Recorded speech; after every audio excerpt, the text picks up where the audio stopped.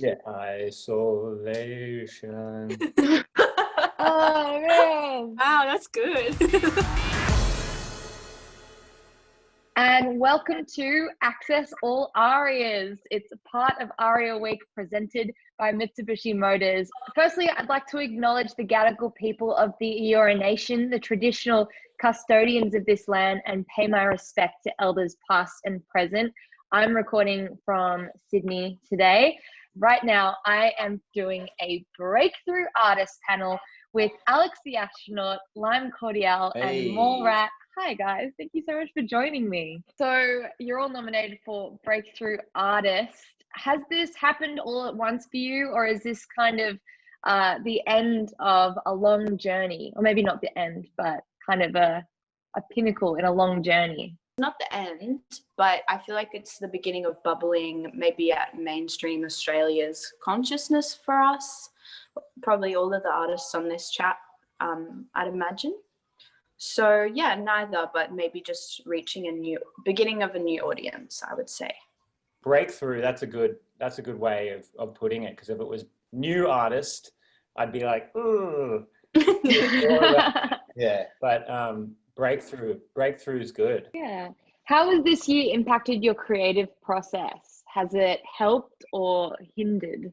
It's really hard to write when you're like in an airport, or like when you're going to do something, or when you're preparing to do something else, which is, I felt like what my life was often like. I was getting ready to do something else, and it's not really, conducive to creative process. And so being home, I've written a lot more, and I've found that my writing has been changing a lot, trying to kind of look inward, which is terrifying. And I think having lots of time on my own is lots of self-reflection, which probably everyone is doing, which is confronting but good. So yeah, it's all happening in Alex's brain at the moment. I think it's so funny that you're saying, Alex, now that you're starting to look inwards, because every time I listen to your music, I just think, oh, this is so personal and beautiful. So I'm so weird. I mean, it is. It's all like a trick. I like put other characters, and then I'm like, that's William or whatever, and it's actually me. Yeah. For me, more specifically production than writing, because I love producing probably more than songwriting at the moment. For a long time, I've kind of been more passionate about it. I also love collaborating, but my favorite thing in the world is just sitting down and making the whole song myself and having the time and space to play and experiment with that. And yeah, when you're doing sessions all the time, you don't really get that opportunity to focus on the stuff that you're doing yourself. So I've finally set up a proper studio in my house and been able to do it all by myself, which for me has been the highlight of this year, actually. Are there any silver linings from gigs being cancelled this year? People are just looking at Australian artists a lot more, and we're being more proud of our Australian artists, and just going to those gigs, we'll be keen to just see anything, and it'll be Australian, and we'll look within a lot more. I think that's a silver lining for sure. Definitely.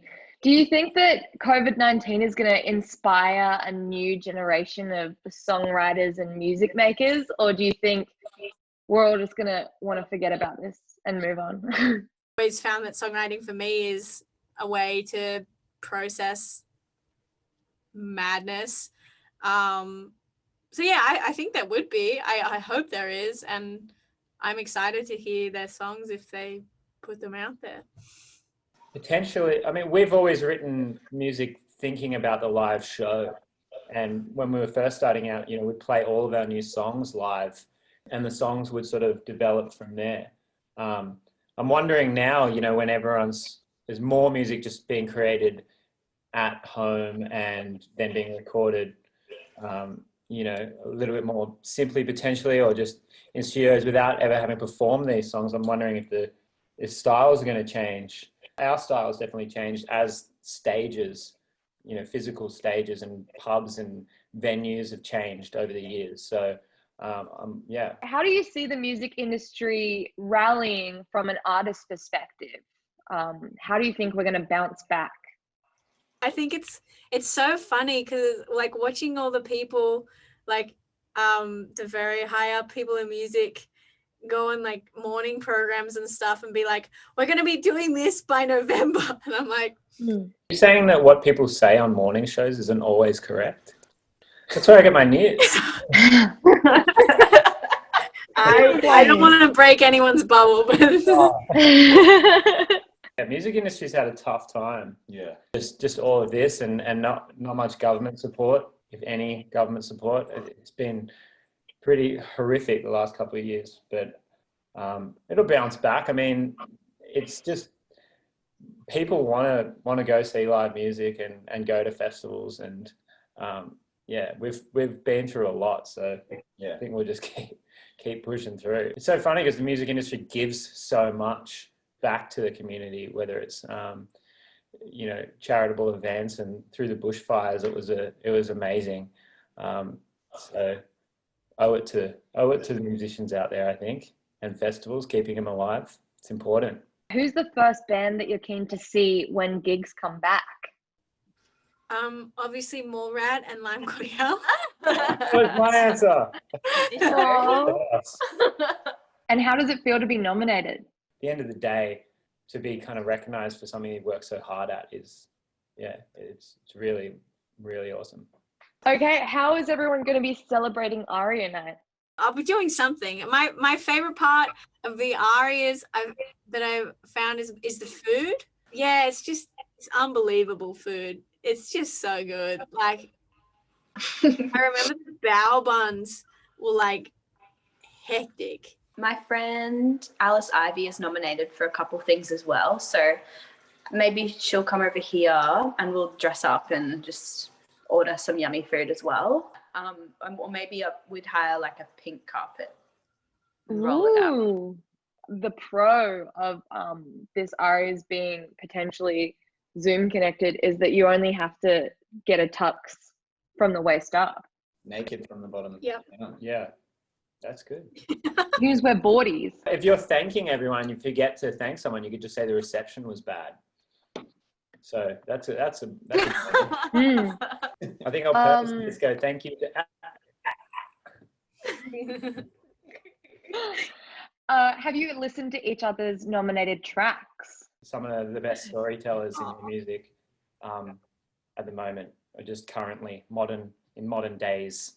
So we totally look up to you two, for sure. Oh, that's so sweet. Thank you. Yeah, this is a wholesome panel. This is very wholesome. I'm loving it. Tell us a little bit about your album or your release and what it means to you.